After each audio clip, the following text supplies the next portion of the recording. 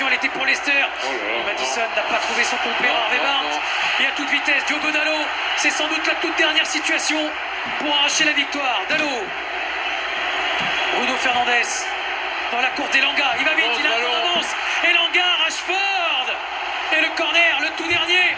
C'est Justin qui sauve, ouais. Et James Justin qui s'est jeté, qui a sauvé Leicester. Mais c'était peut-être un simple sursis. Restons attentifs à ce corner, ils sont tous montés. Varane, Maguire, Matic. Il y a bien évidemment Rashford. Il aurait fallu qu'il y ait Cristiano Ronaldo, mais il n'est pas là. Bruno Fernandes pour le corner. Maguire avec Kasper Schmeichel qui peut se saisir du ballon. Ah, il y aura des regrets pour Man United sur cette fin de match, mais il y en aura aussi pour Leicester d'avoir raté deux énormes occasions. Et Barnes directement sur Telles qui va devoir s'appuyer sur David De Gea en surveille. André Mariner qui n'est pas loin de siffler la fin de ce match. Il vient de regarder sa montre. Ça va être terminé. Et c'est terminé. Un partout entre Manchester United et Leicester. Ce match nul qui condamne peut-être définitivement Ralf Rangnick et son équipe à ne pas disputer la lutte pour la 4e place. C'est en tout cas un résultat qui devra faire l'affaire de Tottenham et d'Arsenal au cours des prochaines 48 heures. Pour Leicester, définitivement, place maintenant à la Ligue Europa Conférence. Oui, c'est vrai que les derniers espoirs peut-être de Manchester United sont venus mourir ce soir sur la pelouse d'Old Trafford après ce match nul contre Leicester. On va le voir au classement, Manchester United qui va être à 3 points d'Arsenal, mais avec deux matchs en plus par rapport aux Gunners. Les Gunners qui joueront lundi à Crystal Palace, qui pourront faire un vrai écart sur Manchester United. Alors oui, il y a eu de l'envie, il y a eu du mieux sur les 20-25 dernières minutes, mais c'est le symbole de cette équipe de United. Il manque toujours quelque chose, Samuel. Ce qu'ils ont montré, c'est trop peu. Il y a eu de l'enthousiasme sur la fin, et heureusement, parce qu'ils se sont rendus compte que la victoire était indispensable pour croire encore aux 4 premières places de ce championnat. Mais moi, ce que je retiens, c'est que souvent, mais moi le premier des fois, on dit que Cristiano Ronaldo, quand il rentre dans une équipe, il prend tout le jeu à son compte et il empêche les autres d'exprimer tout leur talent. Mais là, aujourd'hui, on constate que Cristiano n'était pas là. Rien n'empêchait tous les autres joueurs offensifs d'exprimer tout leur talent. On s'est rendu compte que c'était assez moyen offensivement, qu'il ne se passait pas grand-chose. Et à mon grand regret, pourtant je l'adore, Marcus Rashford, il est rentré. Alors, il n'a pas donné vraiment envie et il n'a pas donné beaucoup de regrets à son entraîneur. Les joueurs sont loin de donner leur meilleur. Alors, le collectif, effectivement, n'est pas à la hauteur. Mais le collectif se nourrit aussi de performances individuelles. Et là, tous les joueurs sont quand même nettement en dessous. Tom, il n'est pas fini cette saison. Il reste 8 matchs sur Red Devils, mais on va avoir un gros chantier. Ils vont très probablement pas jouer la Ligue des Champions l'an prochain. Ils vont changer de coach. Il y aura un effectif aussi à régénérer. C'est un monument quand même du foot anglais qu'il va falloir reconstruire. Ouais, je pense que c'est probablement mort maintenant pour le top 4. Il faut probablement aussi dire que l'arrivée de Ralf Rangnick a été un échec. Oui, parce qu'il a été embauché pour redonner un peu de piment à cette saison et de finir dans le top 4, quelque chose que visiblement il va pas arriver à faire. Donc maintenant pour United, il faut essayer de sauver quelque chose de cette fin de saison et puis de repartir de zéro avec un nouvel entraîneur à la saison prochaine. On a 1 minute pour voir les buts de cette rencontre. Une rencontre qui s'est quand même animée en seconde période. Et Leicester et Manchester United sont montés d'un cran dans l'intensité. Ce sont les Foxes, Samuel, qui ouvrent le score. Le magnifique centre pied gauche de James Maddison. D'abord, il y a 2 très bons tacles de Tillmans et d'Ousbury Hall. Maddison pour Kelechi Iheanacho. Ouais, il n'est pas sur son bon pied, Maddison, mais là, il va donner un très bon centre pied gauche. Et Iheanacho qui met ce ballon d'où il vient. Donc, c'est pour ça qu'on a l'impression qu'elle n'est pas très forte. Mais elle prend un contre-pied pratiquement. De Gea qui ne peut pas regarder. De Gea suit côté ballon. Et là, cette petite prise d'appui qui donne ce petit temps de retard peut-être, mais on va mettre en avant le bon centre de Maddison et le bon placement d'Iheanacho. L'égalisation, elle est pour Fred qui sera au départ de cette action. Bruno Fernandes qui va avoir un tout petit peu de réussite et se retrouver en position de frappe. On parle beaucoup des points négatifs. Pour le coup, Fred fait partie des rares points positifs de cette saison des Red Devils. Ouais, c'est un des seuls, Fred, avec peut-être David De Gea qui fait une saison correcte jusqu'à présent. Ça a été vraiment un des hommes de base de Ralf Rangnick depuis l'arrivée de Rangnick. Là aussi, il a été un peu chanceux parce qu'on voit que Fernandes, il rate un peu son contrôle, mais Fred a bien fait de suivre le ballon. Et finalement, United arrive à éviter la défaite, même si, encore une fois, dans le jeu, on a été très déçus. C'est Terminé pour cette journée de Première Ligue. Il y aura de la Première Ligue demain sur Canal Plus Sport, 15h, West Ham Everton, 17h30 sur Canal, Tottenham, Newcastle. Notez aussi le rendez-vous de lundi. Arsenal pourra prendre 6 points d'avance sur les Red Devils en cas de succès sur la pelouse de Crystal Palace. Ce ne sera pas fait, mais ce sera une belle affiche. Crystal Palace, Arsenal. Dans quelques instants, je parlais de la moto tout à l'heure, les qualifications de Moto 2 et Moto GP du Grand Prix d'Argentine. Il faudra juste basculer de chaîne. Ce ne sera pas sur Canal Plus Sport, ce sera sur Canal Plus décalé pour ces qualifications de la moto. Voilà, c'est terminé pour ce marathon de Match of the Day. Samuel, vous êtes désormais un habitué. C'est la première de Tom. D'habitude, c'est le dimanche. Un seul petit match de Première Ligue. On bosse les samedis. Oui, il s'adapte, il est un titulaire. Vous êtes sur le pont tous les deux pour la Première Ligue demain. Bonne soirée. Et donc, soit vous basculez sur la moto, soit vous restez sur Canal Plus Sport. Salut, bonne soirée.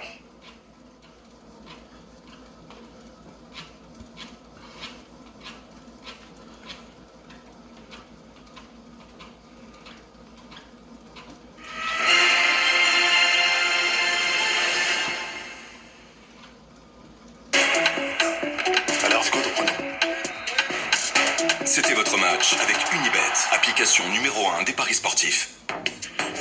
C'était votre match avec Serge Blanco, vestiaire pour hommes. C'était votre match.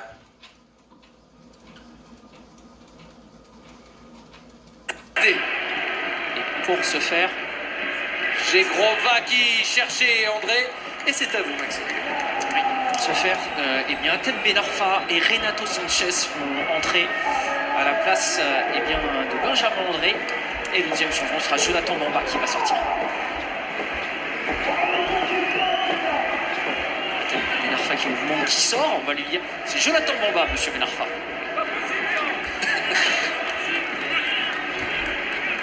Tem Ben Arfa face à ses anciens partenaires, face à son ancien club. Essayer de mettre le feu dans cette fin de rencontre qui n'a pas encore marqué avec le LOSC. Vous voir Maxime à côté là. Et les dernières consignes. Il est sans. En attendant, ce sont les Girondins de Bordeaux qui peuvent attaquer avec Tom Lacou pour la touche. Isdoudin, et encore une fois, une occasion un peu manquée bêtement.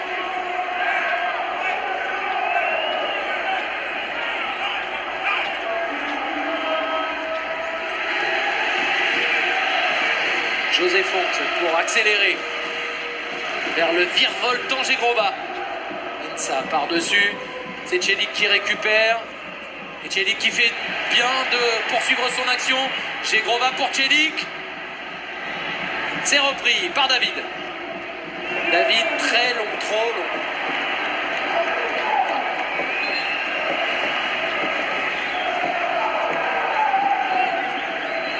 Le dernier quart d'heure. Et des joueurs offensifs pour tenter d'amener leur écho en cette fin de rencontre. La sortie de Jonathan Bamba qui s'est créé la meilleure possibilité de cette partie. Avec cette belle déviation, effectivement, là on fait entrer des joueurs. On disait tout à l'heure capable de faire la différence individuellement. Zegrova a fait un bon travail depuis qu'il est rentré côté droit. On va voir Tem Ben Arfa plutôt dans l'axe, je pense, comme à chaque fois qu'il joue. Renato Sanchez aussi capable de faire évidemment de grosses différences avec sa puissance en percutant. Renato Sanchez sur le côté, Grova. Sanchez à nouveau pour Ben Arfa. Ben Arfa, Grova, ça fonctionne. Ben Arfa, ouf, ça aurait failli, ça a failli être un but de gag en faveur du LOSC. Dans ce dernier quart d'heure, les Lillois ont eu le ballon 80% du temps. Et ça me plaît, de voir justement ces qualités, ces talents individuels capables de dribbler, de percuter individuellement, pouvoir combiner. Ça peut faire très très mal. Effectivement, malgré lui, Tem Ben Arfa qui fait cette frappe cadrée après avoir été contré par Onana. Il a failli marquer à l'insu de son plein gré. Il l'aurait pris, ce but. Ça aurait été son premier avec le LOSC. Le revoilà, Tem Ben Arfa. On l'a dit, touché récemment au pied, à la cheville. Gros match de Junior Onana au milieu. Côté girondin.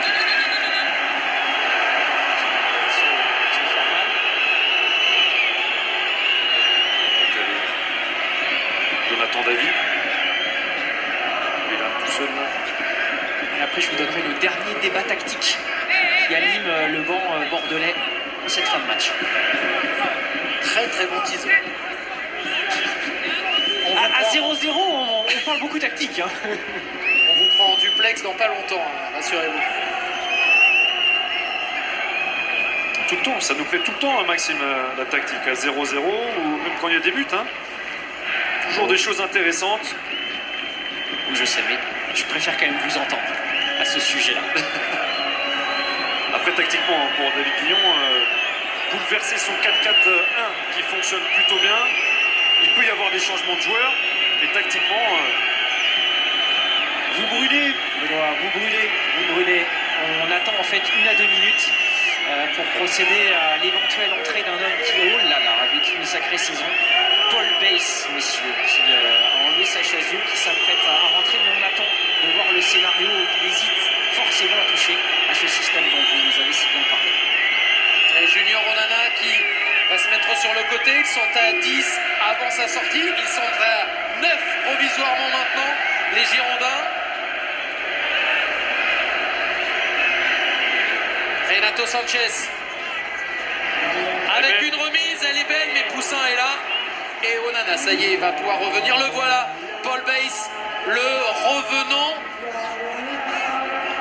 numéro 2, parce que numéro 3, même numéro 4, parce que c'est un joueur qui a une capacité de résilience assez exceptionnelle. Touché par les blessures 3 fois les croisés quand même, Paul Bass. La dernière fois, c'était en mai dernier. Et là, il va retrouver la compétition, alors qu'il avait été, on l'a entendu tout à l'heure, mis au placard. C'est un retour pour lui et on imagine que ça doit être une sacrée drôle d'émotion. Et pourquoi on attend un petit peu? Pourquoi il y a ce débat? Tout simplement parce que c'est la dernière fenêtre de changement pour cette formation girondine. Donc on essaye de faire et de maximiser cette entrée qui sera la dernière.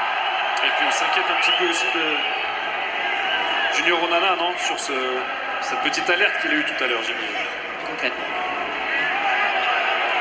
Ça a l'air d'aller.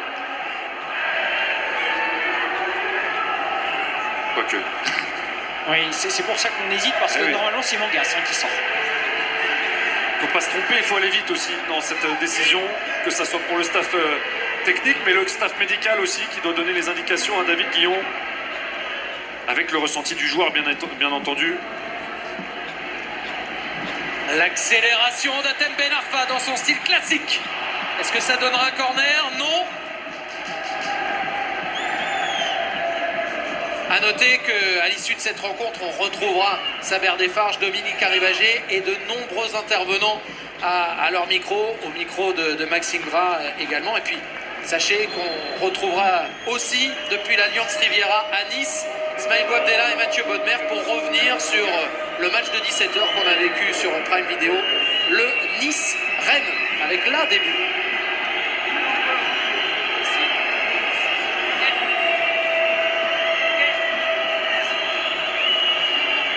Le retour de Paul Bass. Dernier match pour lui le 16 mai dernier. La blessure au genou gauche, c'était à quelques kilomètres d'ici à Lens. Il fait son retour à Lille avec l'espoir de conserver ce clean sheet, de ne pas encaisser de but. Alors est-ce que là il peut y avoir un réajustement tactique? Oh, sûrement. Oui. On sera défense à 3. À 5 même, non? C'est possible. Avec Mensa qui s'est positionné vraiment sur le côté gauche, Lacou à droite, et donc les trois axiaux, Gregersen, Medjoub et Baïs. Et on a vu surtout Wang reculer d'un cran. On a un 5-4. 0. C'est ça. Et pourquoi pas? Il a chippé le ballon, Wang. Et il voit des appels, Rémi Houdin notamment sur le côté. Sauf que Thiago Giallo avait aussi la bonne vision. 84e minute au stade Pierre-Mauroy, ça tient pour l'instant pour les Girondins. Gigrova. Accélération du Kosovar, le coup franc, la faute. Et le nouveau carton. Très très bonne entrée de Zegrova, c'est ça dont a besoin Jocelyn Gourvenec, dont a besoin le LOSC, de cette provocation balle au pied, que ça débouche sur un centre, une frappe ou un coup franc dangereux comme ça. Et il est frustré, Danilo Ignatenko, l'Ukrainien, avec cet avertissement. Il faut se remettre dans la partie, se remettre dans la solidarité, si on peut dire. Aider les siens. Faute sur Zegrova, le coup franc. Il y a quelques gauchers capables de frapper. Alors que Bradaric vient d'entrer en jeu. Dernier changement à Lille. À la place et au poste de Gabriel Gudmundsson.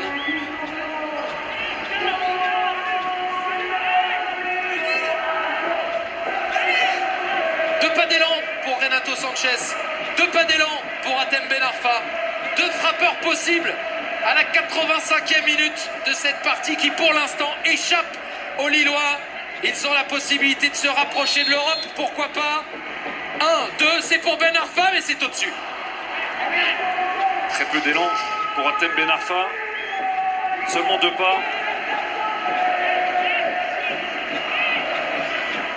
On va trouver cette vitesse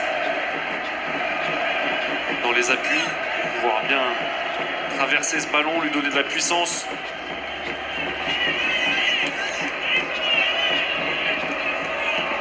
Alors bien sûr, tout n'est pas parfait aujourd'hui. Bien sûr, le club est loin d'être sauvé, mais on imagine que pour les supporters bordelais, ça peut devenir un match référence si on en reste là. Dans l'engagement, dans l'envie.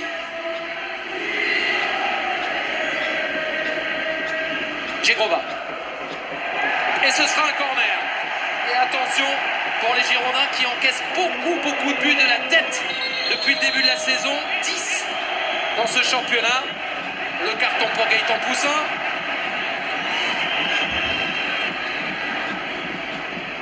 Et le corner à venir.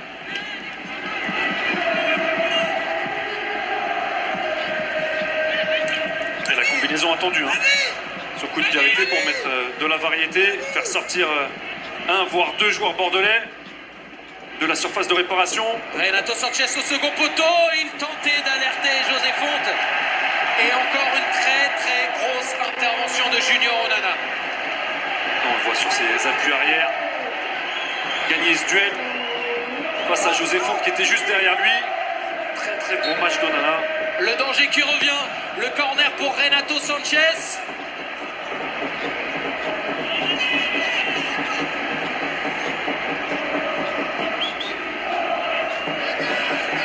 Renato Sanchez, encore dans la surface face à la coupe. Fonte avec Ben Arfa. Toujours cette solidarité girondine. Bradaric pour tenter de s'appliquer, mais c'est complètement raté. Ça va revenir. Ça va revenir. Thiago Giallo avec Ben Arfa.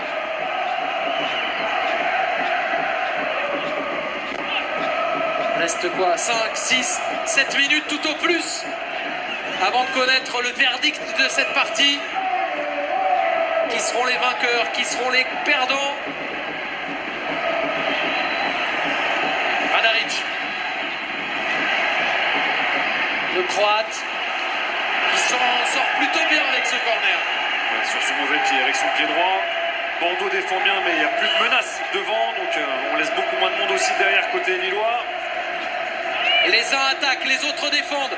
Et c'est Hatem Ben Arfa maintenant qui est chargé de mettre le feu. L'étincelle dans cette fin de partie. Renato Sanchez avec la tête de Thiago Giallo. Et un peu de temps pour les Bordelais pour récupérer, prendre le ballon, souffler, gagner du temps aussi parfois avec Ignatenko. C'est le jeu, évidemment, pour les Bordelais. Qui sont courageux, qui ne lâchent rien, qui défendent très bien.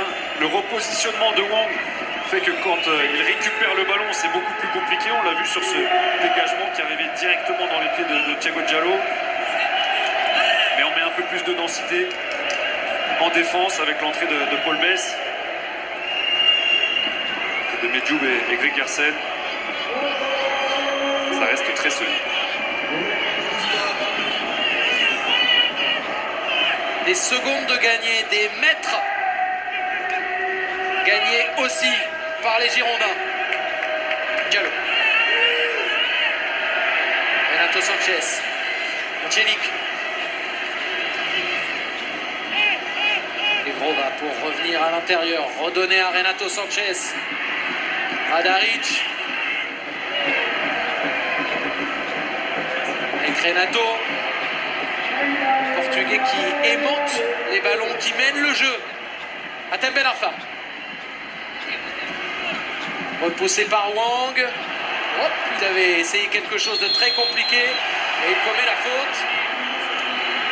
Il nous reste 5 minutes de temps additionnel, messieurs. Ça fera beaucoup pour les uns. Ça ne fera pas assez pour d'autres. On ne sait pas encore.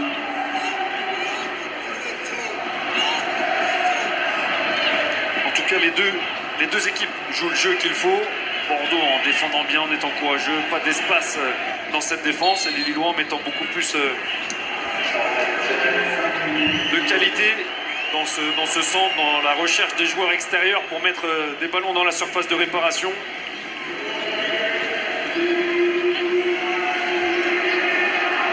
On y est dans le temps additionnel.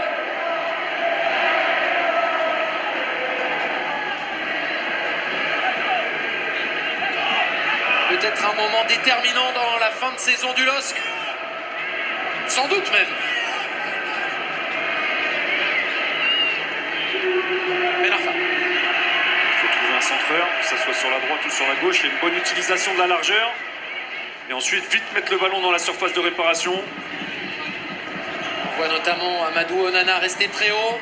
Le centre sorti, ça va revenir avec Renato Sanchez et ils restent tous très haut. Onana, Fonte, Yilmaz sont dans la surface. Oh, qu'il est beau ce ballon! Et encore une fois le drapeau levé. But pour l'instant refusé à Amadou Onana. À revoir. Et c'est sans doute tout vu. C'est très bien vu de la part de l'arbitre assistant. C'était beaucoup plus difficile de le voir à vitesse réelle. On a vu un amas de joueurs tous collés. Amadou Onana est en jeu de quelques centimètres, mais on a trouvé un angle intéressant pour centrer de la part de Renato Sanchez. Trouver une position très extérieure plutôt que juste avant avec Zegrova, une position un peu plus centrale, axiale. C'est ce qu'il faut faire côté lillois. Trouver de la largeur pour pouvoir trouver un centre et se permettre d'être dangereux comme ça. Quelques centimètres encore. Et 1, et 2, et 3 hors-jeu. C'est confirmé, effectivement, la position illicite d'Amadou Onana, encore une fois. Lui qui avait marqué le but vainqueur il y a 15 jours à Nantes. Ça fait 2 fois qu'on lui refuse. Est-ce qu'il y aura d'autres possibilités? Il reste en tout cas plus de 3 minutes.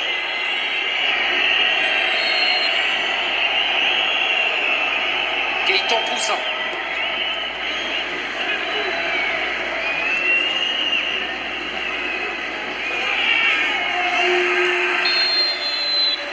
Encore une faute, cette fois pour les Lillois, qui vont pouvoir récupérer le ballon, se relancer, se projeter de nouveau vers l'avant, poussés par leurs supporters. Renato Sanchez. À l'incompréhension avec Zegrova. Il le voulait dans le zig, il l'a eu dans le zag. Il y avait Celik aussi, Zegrova rentrait à l'intérieur. Celik aurait pu prendre le côté, c'était l'idée en tout cas de Renato Sanchez. Il y avait un beau mouvement à 3, compréhension.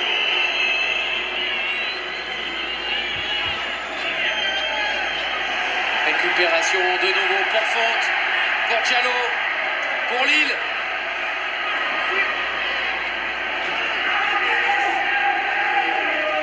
Pour l'instant, ils sont toujours derrière les Strasbourgeois au classement.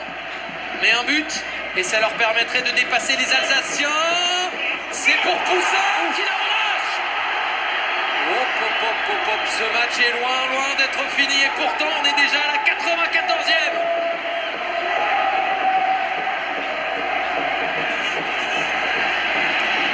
Il fait Wadaric avec Ben Arfa. Encore une poussée lilloise, les petits pas d'ajustement pour Celik, mais il n'a pas réussi à cadrer. Il n'a pas suffisamment bien ajusté, il n'a pas suffisamment reculé pour laisser ce ballon retomber un peu plus. On va voir cet incroyable arrêt de Poussin sur ce centre qui est devenu un tir. Il tente de la bloquer. Et il a eu un bon réflexe au final.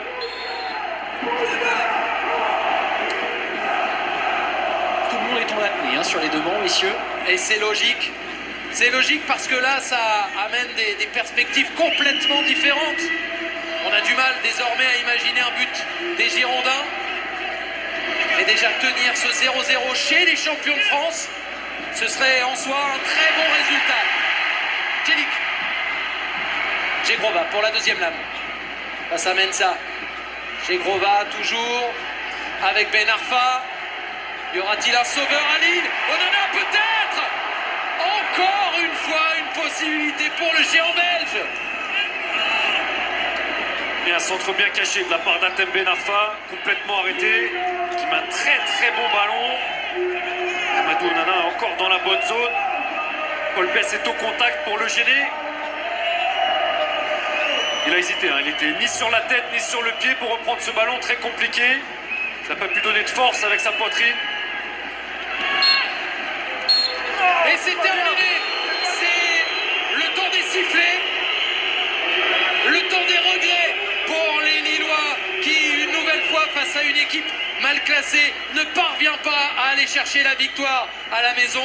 C'est peut-être aussi le temps des espoirs pour Bordeaux. Certes, ils sont toujours derniers, les Girondins, mais il n'empêche qu'ils ont le premier clean sheet de leur saison et qu'ils ont su faire preuve d'une vraie solidarité et d'une vraie force collective.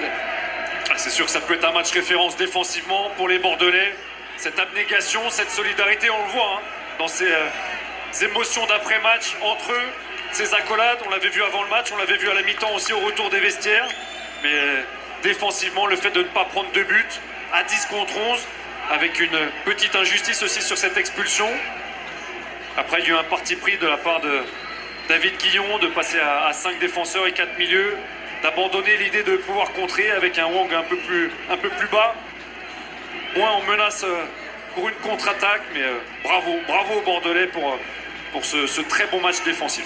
Ils sont toujours derniers, on le disait, même nombre de points que Metz, mais une différence de but moins bonne. Je parlais de temps des regrets, c'est vraiment ça pour Lille. Souvenons-nous, 0-0 à la maison contre Metz, 0-0 à la maison contre Saint-Etienne, 0-0 ici au stade Pierre-Mauroy contre Bordeaux, en s'étant créé beaucoup d'occasions. Alors certes, ils sont toujours 6e, mais là il y avait moyen d'aller chercher mieux, beaucoup mieux peut-être en fin de championnat. Je pense, pour moi, ils ont poussé un peu trop tard dans ces 20-25 dernières minutes avec beaucoup plus de centre, beaucoup plus de percussions sur le côté, une bonne entrée de Zegrova, Atem Ben Arfa, Renato Sanchez aussi, qui ont mis de la vitesse dans l'entrejeu pour trouver des situations de centre.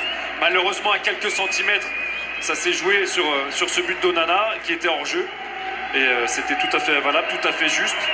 Mais c'était un petit peu mieux dans les 20-25 dernières minutes. Peut-être mettre un peu plus d'intensité dès le début de cette rencontre pour espérer aller chercher cette place européenne et aller chercher plus haut pour les joueurs de José Fonte. Ces deux équipes qu'on retrouvera le week-end prochain, déplacement à Angers pour Lille.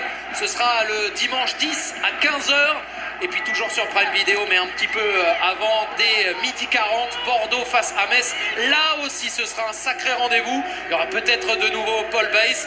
On va avoir les premières réactions au micro de Maxime Gras tout de suite, en commençant par le capitaine d'une formation lilloise frustrée, José Fonte. José, frustré évidemment, les matchs à domicile se suivent et se ressemblent un petit peu face au mal classé ce soir. Qu'est-ce qu'il a manqué à Lille? Un peu de chance, non? On a marqué 3 buts. Malheureusement, hors jeu. Voilà, il a des nuits comme ça. On a tout fait, on a tout essayé. On n'arrive pas à marquer et il a des nuits comme ça. vous n'arrivez pas à marquer, mais il n'y a pas que la chance. On a l'impression qu'à 20 minutes de la fin, vous vous emballez un petit peu, mais la première mi-temps était laborieuse. Oui, on a des occasions. C'est pas qu'on n'essaye pas, on a tout fait pour marquer. On a des occasions. Malheureusement, on n'a pas été juste dans la dernière frappe. Mais voilà, c'est frustrant. C'est évidemment une mauvaise passe dans cette course à l'Europe. Bien sûr. Il faut gagner 3 points à Angers. Merci. D'un défenseur central à un autre, il a été énorme aujourd'hui, vainqueur de nombreux combats. Abdeljalil Medioub avec Maxime Gras. Forcément, le sourire est là. Enfin un clean sheet cette saison pour le défenseur que vous êtes. Ça doit être une satisfaction énorme aujourd'hui pour les Girondins. Ah, ça fait du bien, on a fait un match d'homme, on a été solide. Voilà, le clean sheet il est enfin là. Ça nous fait vraiment du bien pour attaquer la dernière ligne droite. Les 8 derniers matchs qui restent et qui vont être très très importants. Et surtout, ce match référence un point qui en vaut presque 3 dans le contexte qui est le vôtre aujourd'hui. Ben, il en vaut 1 parce que bon, voilà, on a besoin de points. On aurait aimé finir ce match à 11. Voilà, après c'est les aléas du football. Je pense qu'on était plutôt bien rentrés dans ce match. Et voilà, il y a eu ce fait de jeu. On se retrouve à 10, mais je suis très fier de mes coéquipiers. On a été très solides et je suis très fier d'eux, je le répète encore. Et il a été vécu comme une injustice, cette sortie de... Je sais pas, j'ai pas vu le ralenti, je pourrais pas vous dire. En tout cas, ça vous a donné un supplément d'âme aujourd'hui? Ouais, bien sûr. À 10, on a été soudés, on a fait les efforts ensemble. Voilà, je pense qu'on est tous fatigués à la fin de ce match parce qu'on s'est tous battus et on a fait ce qu'il fallait. Merci. Merci à vous. Un point qui fera peut-être figure de déclic pour les Girondins de Bordeaux dans ce sprint final dans la quête du maintien. 0-0 entre Lille et Bordeaux. Quel match de Medioub, effectivement, on reviendra sur sa rencontre. C'est 90 minutes, notamment lui qui a réussi à se mettre dans la poche Burak Yilmaz, nos images avec la caméra isolée sur le joueur bordelais qui a été énorme, évidemment, aujourd'hui, les Bordelais, plein de combativité et qui ont réussi donc surtout à ne pas encaisser de but pour la première fois de la saison. Lille-Bordeaux, le débrief, on y va Dominique, dans un petit instant. Allez, restez avec nous, à tout de suite. J'ai l'impression que ça fait 1000 ans que tu commandes la même chose. Ah non, depuis 2009, grand millésime. Votre match avec Uber Eats. C'est bon d'aimer le foot. Vivez votre match en grand avec les Galaxy Z Fold 3 de Samsung. Chromebook, c'est une nouvelle génération d'ordinateurs. Parce qu'il est rapide et simple à utiliser. Et ça, dès la première fois. Tous vos fichiers vous y attendent déjà, avec toutes vos applis préférées. Pour travailler, ne pas travailler, et tout le reste. Alors si vous devez changer d'ordinateur, optez pour la rapidité et la simplicité. Choisissez une nouvelle génération d'ordinateurs. Choisissez Chromebook. L'instinct. Une fulgurance qui nous pousse à agir. Un battement de cœur. Une émotion brute. Constamment, nous devons nous réfréner.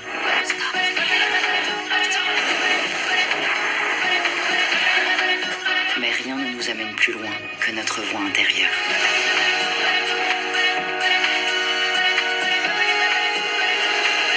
Nouvelle Cupra Born, 100% électrique.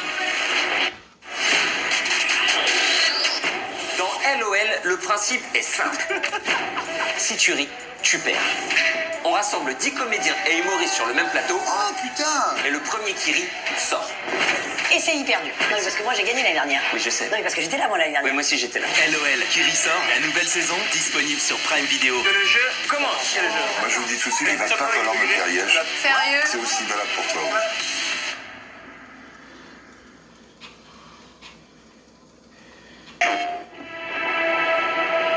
Décuplez vos sens en regardant votre soirée foot avec PlayStation.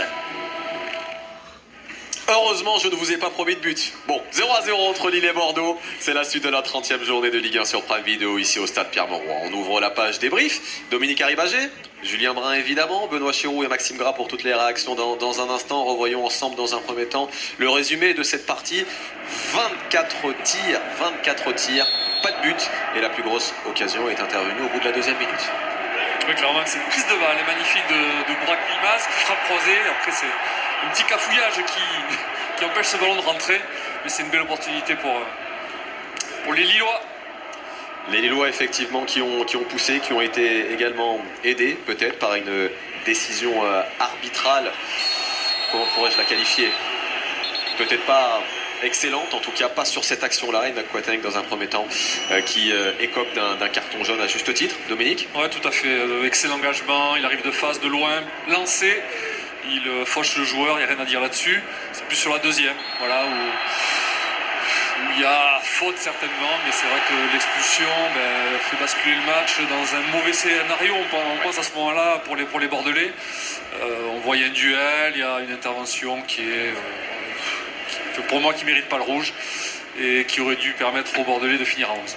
On va y revenir justement avec Julien et Benoît. Je serais presque tenté de dire que la faute de Medioub était elle valable juste derrière, peut-être. Bon, on y reviendra dans un instant, notamment. On continue ce résumé avec les occasions lilloises. Elles furent nombreuses durant cette partie. Encore une fois avec Liadji sur cette action-là. Et c'est Bamba qui trouve le poteau. Ouais, la malchance des Lillois sur cette belle action de Liadji qui revient à l'intérieur et qui fait une passe croisée cachée pour Bamba qui a bien pris l'espace dans le dos. Et là, c'est manque de réussite parce que la frappe croisée est belle et elle finit sur le poteau. Une autre occasion, Julien, avec cette frayeur, Gaëtan Poussin.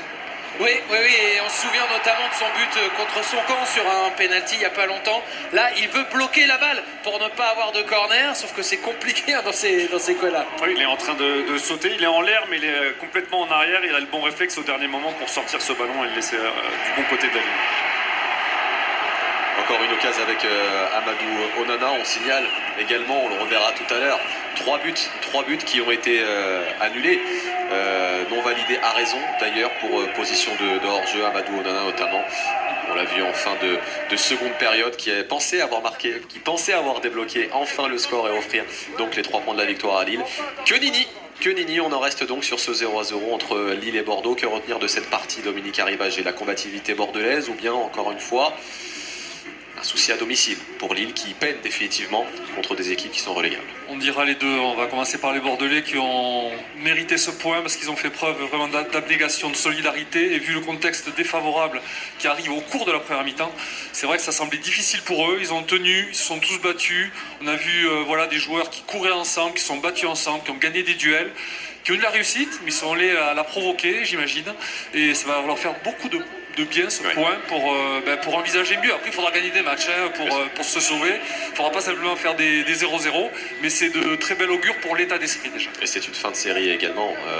Bordeaux qui est resté sur 3 revers consécutifs. La prochaine rencontre sera également très importante puisque c'est un duel face à Metz qui est également relégable, qui est 19e à l'heure où l'on se parle. De toute façon, pour eux, ce sera des matchs importants jusqu'au bout. Oui, c'est vrai. On leur souhaite du moins. Encore 8 finales, effectivement, pour les Girondins de Bordeaux, tout comme d'ailleurs les Messins. On continue évidemment de parler de Bordeaux, mais on me dit dans l'oreillette qu'il s'est passé quelque chose, notamment pas loin du vestiaire des arbitres. Maxime Graves, vous avez assisté à une scène entre notamment Diallo et les arbitres de cette partie. Ouais, c'était au coup de sifflet final en fait, dans la cohue de la frustration surtout, lilloise, avec Thiago Diallo qui est allé se plaindre auprès du 4e arbitre. C'était assez musclé et il a fallu que l'adjoint de Gourvenec puisse séparer un petit peu, non pas qu'on en venait aux mains, mais calmer un petit peu son défenseur central à l'issue de cette rencontre où évidemment il y avait de la frustration d'avoir 3 buts qui ont été refusés, notamment le dernier dans les arrêts de jeu.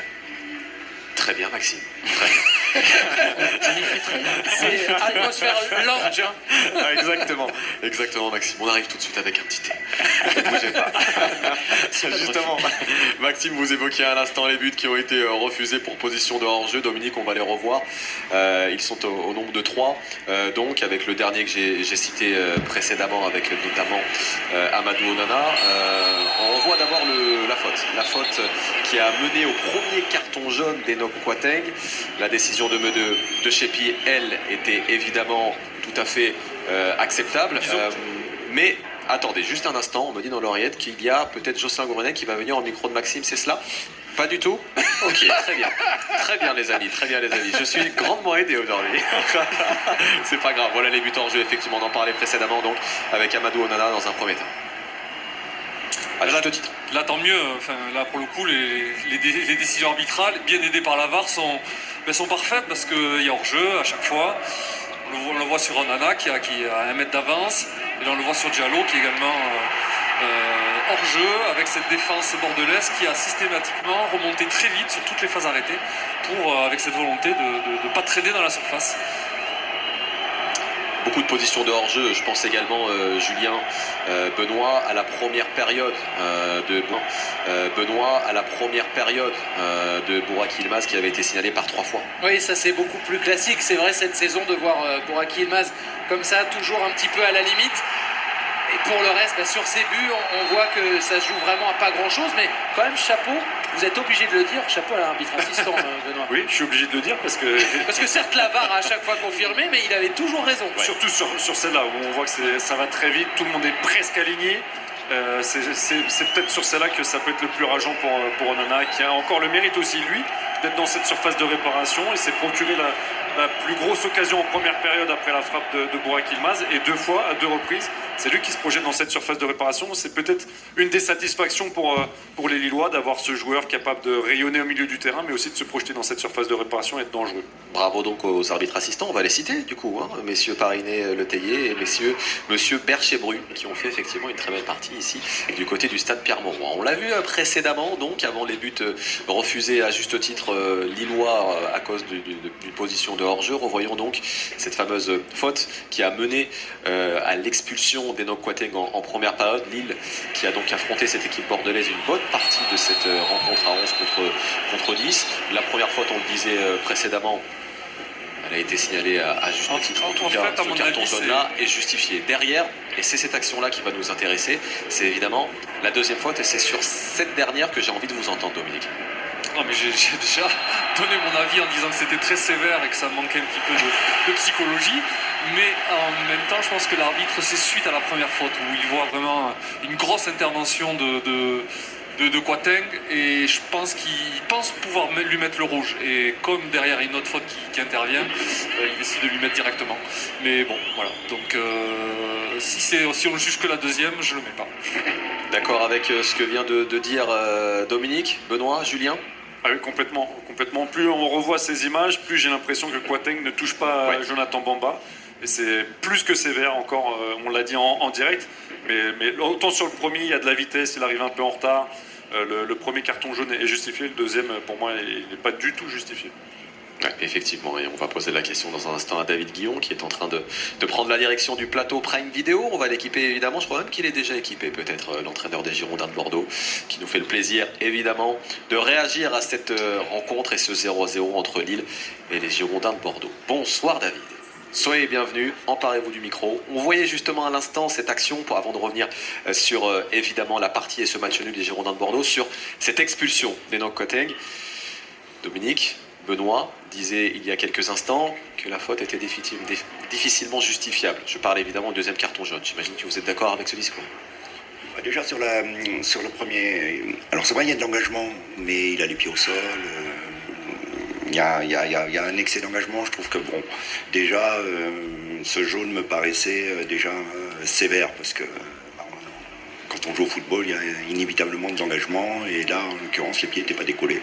Et puis ensuite, oui, déjà. Et puis ensuite, la deuxième, c'est vrai que ça a été très, très, très vite, mais bon.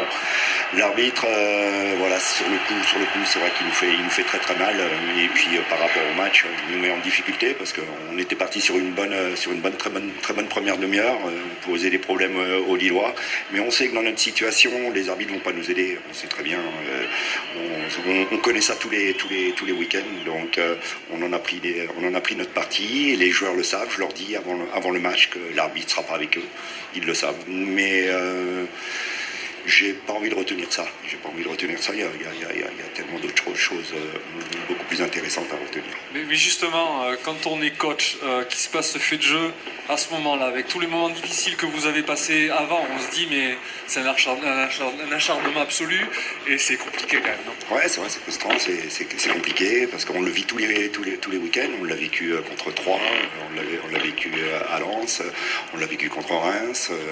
Donc on a vraiment beaucoup de bruit et beaucoup de frustration.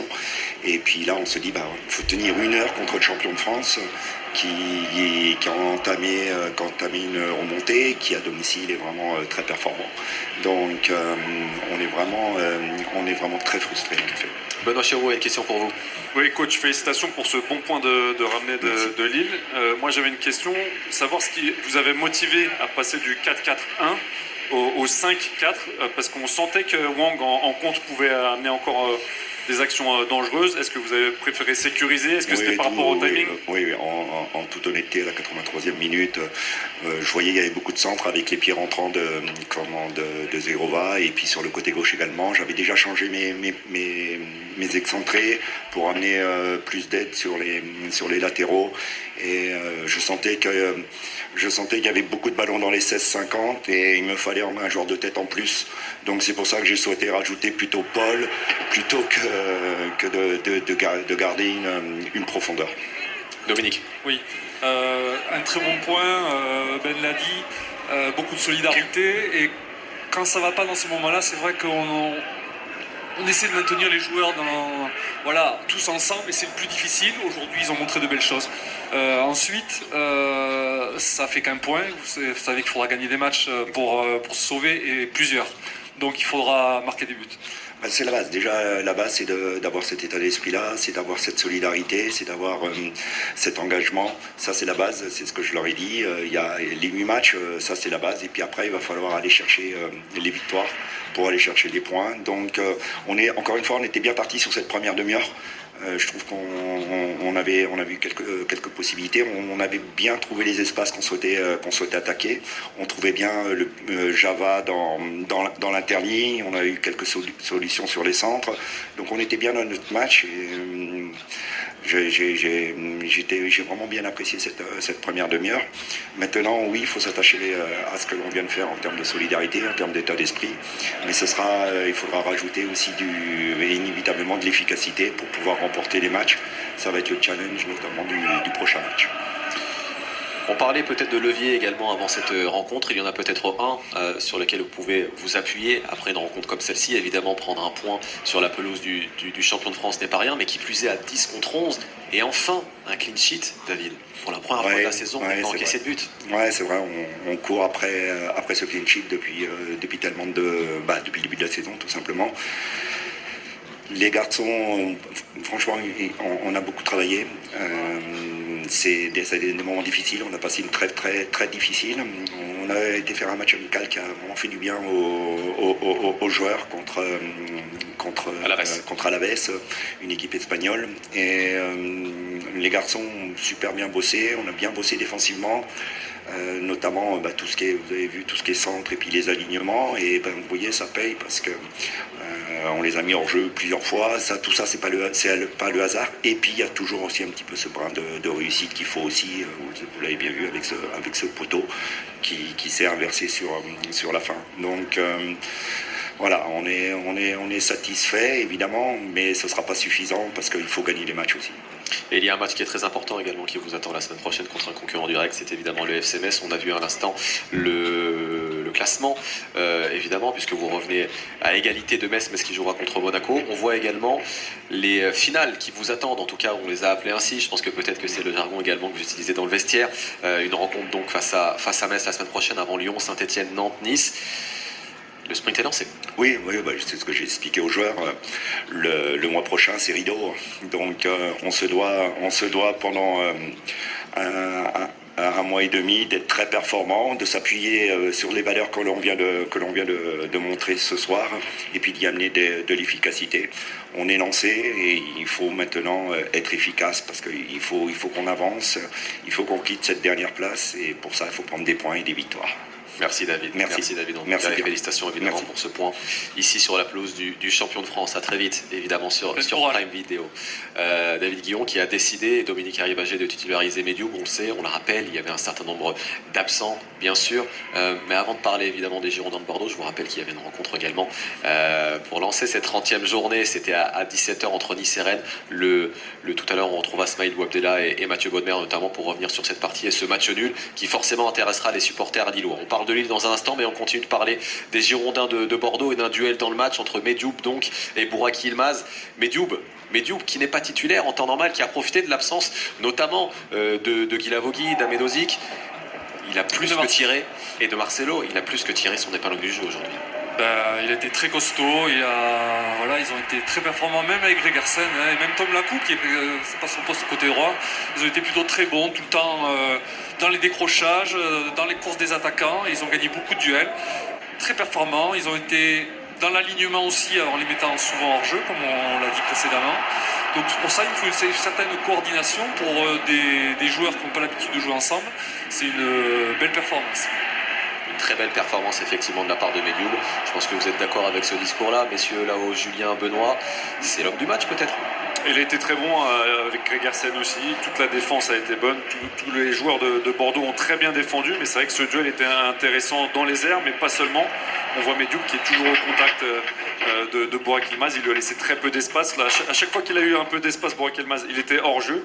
Donc c'est une très très belle rencontre pour un joueur qui n'avait pas joué depuis 2 mois. Oui, et puis ça va être maintenant un vrai choix à faire pour David Guillon, parce qu'il va y avoir le retour de Marcelo, le retour d'Ahmedhodzic, il y a également Paul Bass qui peut avoir du temps de jeu, ça lui laisse beaucoup de possibilités. Alors certes, même s'il joue avec 3 défenseurs centraux, il faudra faire des choix, et c'est plutôt une bonne nouvelle, j'imagine, pour le coach bordelais. Effectivement, David Guillon qui était au micro de Prime Video à l'instant, qui forcément était content de ce match nul. Il y a un match encore plus important qui l'attend face au Football Club de Metz. Reste à savoir quels seront ses choix. Évidemment, on suivra ça de très près la semaine prochaine. Avant cette rencontre entre Lille et Bordeaux, il y avait aussi une rencontre très alléchante, passionnante, évidemment. C'est ce Nice-Rennes, un duel plus qu'attendu du haut de tableau entre la meilleure défense du championnat de France de Ligue 1 et la meilleure attaque du championnat de France, évidemment, de Ligue 1. Smaïl Bouabdella, Mathieu Bonner, on vous retrouve depuis la Lente Riviera. C'était un match plus qu'attendu. Oui, c'était le choc au sommet de cet après-midi, le 3e face au 4e. Les Niçois, éjectés du podium le week-end dernier, se sont alignés en 4-4-2 comme d'habitude, mais pour la première fois de la saison, Mathieu, avec les 4 attaquants. Christophe Galtier, pour la première fois, lancé au coup d'envoi d'un match. Delors, Gouiri, Dolberg et aussi Justin Kluivert. Ce sont eux qui vont avoir la première grosse occasion de cette partie, de cette première période. Récupération, les 4 attaquants sont concernés et Gouiri frappe à côté. Oui, ça faut de peu pour Gouiri la mettre au fond. On sait qu'il aime bien ces positions-là quand il enveloppe. Le ballon tourne, mais pas assez malheureusement pour les Niçois. Ça avait commencé fort avec beaucoup de rythme, des Rennais qui vont pousser, qui vont essayer de mettre la pression sur les Niçois. Ils ne vont pas avoir beaucoup de situations. La première vraie occasion, ce sera à la 44e minute. Ce coup franc dévié de Bourigeaud par Benitez. Bien tiré de la part de Bourigeaud, légèrement dévié par Benitez, mais c'est vrai que cette première mi-temps était un peu timide des deux équipes. Oui, on s'attendait à mieux, beaucoup mieux. Du coup, en seconde période, on a mis un petit peu la pression. Ou pas. Récupération plus haute des Rennais avec Terrier qui fait le pressing, et là Laborde dans son style caractéristique va prendre le ballon, frapper sur le montant de Benitez. C'est la plus grosse occasion du match. Super action de Laborde, bon pressing de Terrier, mais là la fin de frappe pied droit, puis derrière le pied gauche, quelques centimètres pour que ça fasse poteau rentrant, mais une grosse situation pour Laborde. On est au début de la seconde période, jusqu'à cette action, le temps fort mené pour les Niçois, par les Niçois.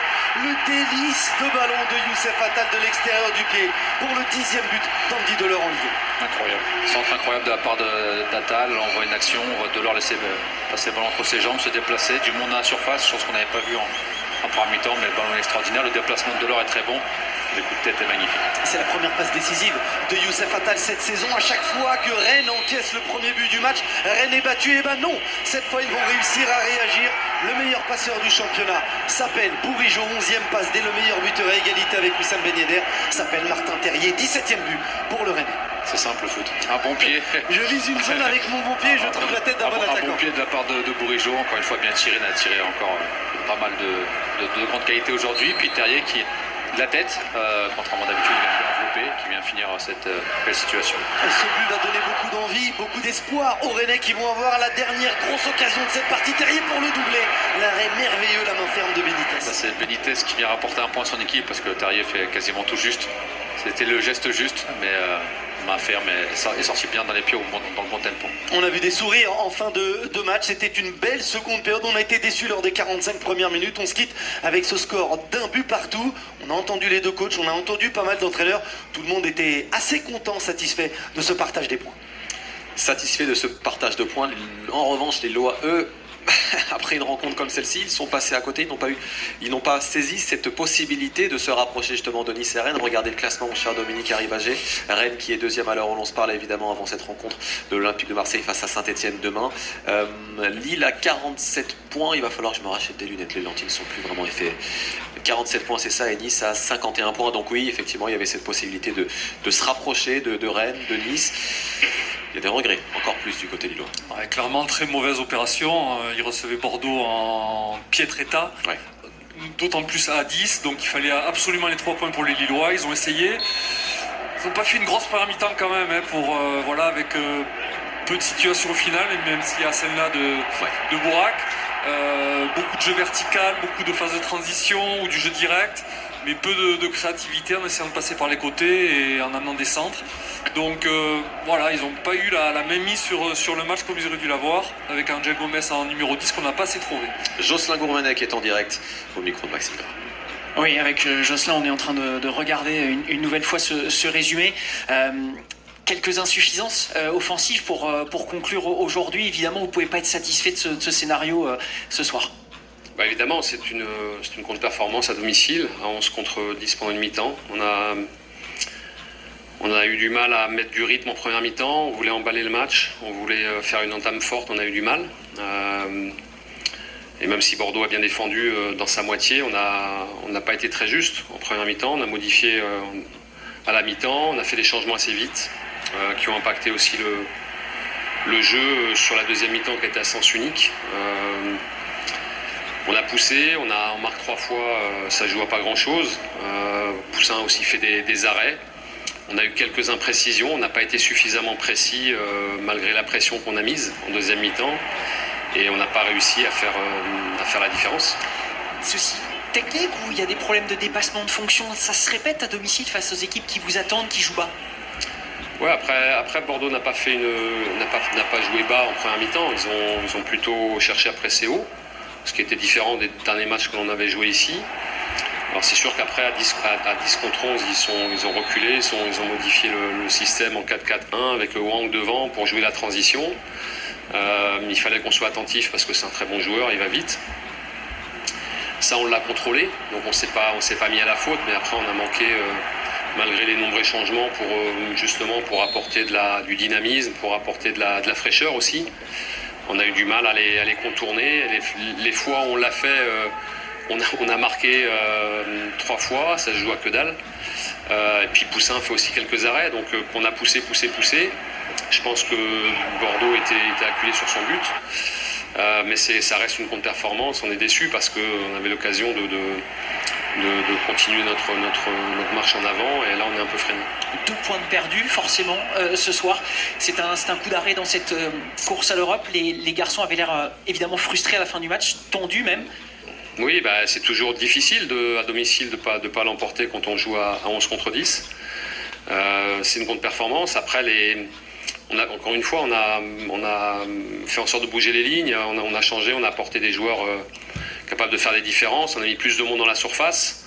On a poussé sans réussir, ça ne voulait pas rentrer, puis Poussin a fait aussi de très beaux arrêts. Dans notre envie de remonter vers le haut, c'est un coup de frein. Maintenant, il faut qu'on continue. Il va y avoir beaucoup de matchs encore. Tout le monde ne gagnera pas tous ces matchs. Il faut simplement que nous, on en perde un minimum de points parce qu'on a quelques points de retard. Et que pour aller là où on veut aller, il faut qu'on fasse encore mieux. Il va falloir gagner un derby du coup. Il y a Angers d'abord. Merci. Jocelyn Gourvenec donc en direct. Bonsoir Paul Besse qui vient de nous rejoindre justement. On voit un instant avant de reparler avec vous Paul de cette partie, le calendrier lillois. Donc effectivement Angers, prochain match avant le derby face à Lens, un déplacement du côté de Reims. Bonsoir Paul. Bonsoir. Ça fait quoi de redevenir un joueur de Ligue 1? Ça fait beaucoup de choses. Surtout dans des conditions comme ça.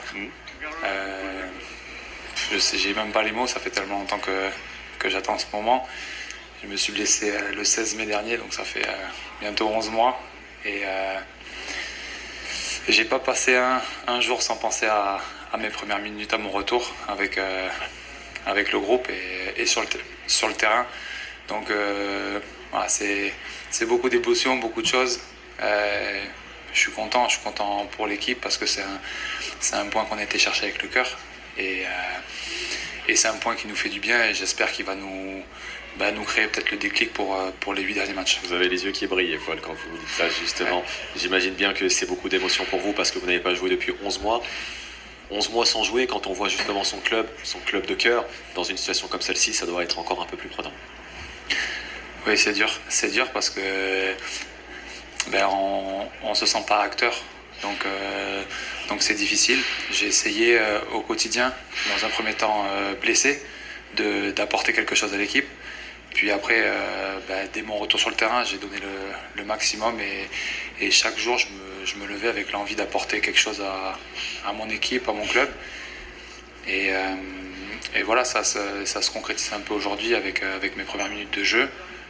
Et voilà, je suis plutôt satisfait. Et ce qui est important surtout, c'est individuellement c'est cool, mais collectivement c'est un point au courage, c'est un point de solidarité, c'est un point qui va, j'espère, nous lancer dans le sprint final.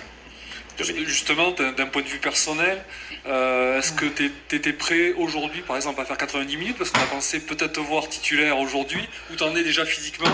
Est-ce que tu te sens à faire un match complet aujourd'hui? Même si on sait que c'est avec le rythme que ça s'enchaîne, bien sûr. Honnêtement, je suis prêt à tout. Franchement, je suis prêt à tout. Même s'il faut jouer les prolongations, je suis prêt à tout. Parce que c'est vrai, il y a une partie, il y a une dimension physique, mais il y a une partie mentale aussi. Et je pense que mentalement, j'ai tellement faim que je suis prêt à donner tout. Et s'il faut courir 15 km pendant le match, courir 15 km.